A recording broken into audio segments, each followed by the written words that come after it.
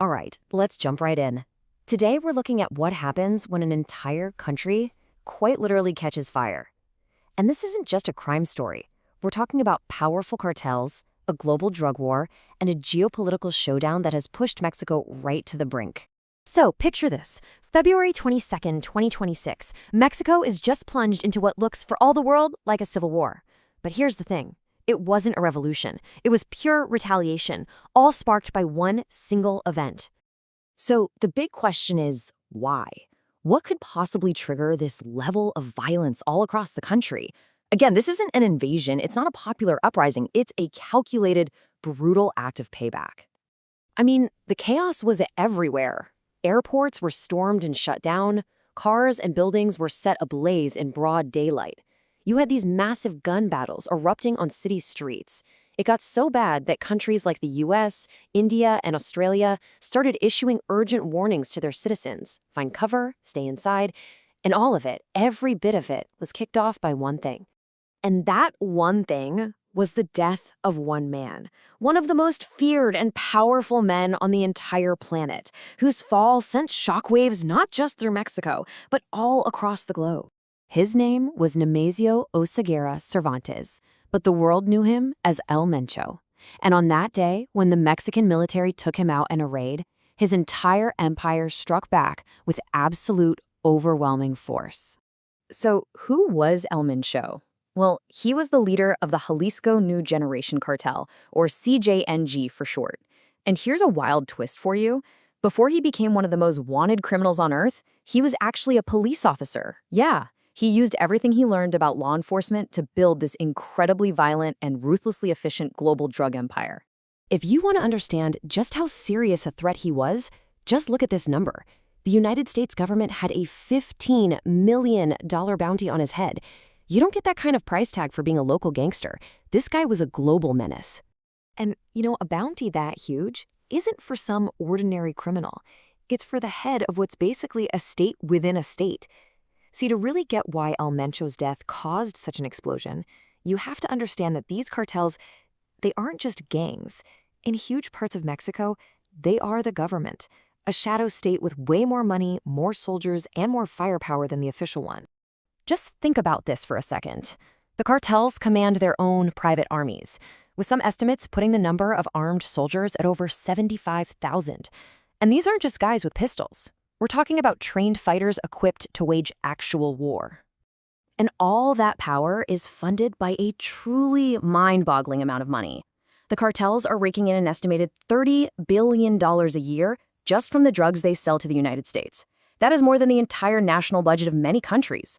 And they use that cash to keep their war machine running.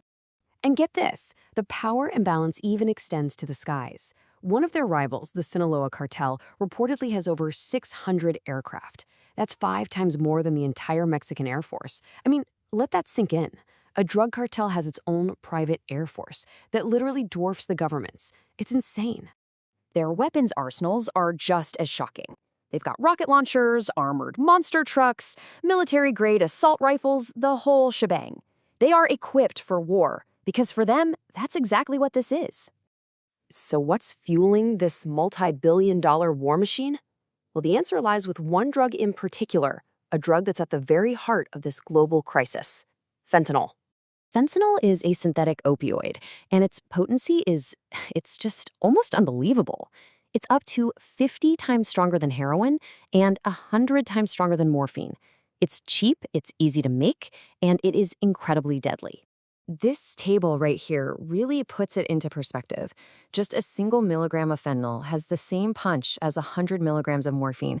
A tiny dose, we're talking about just 2 milligrams, can be lethal. It's that powerful.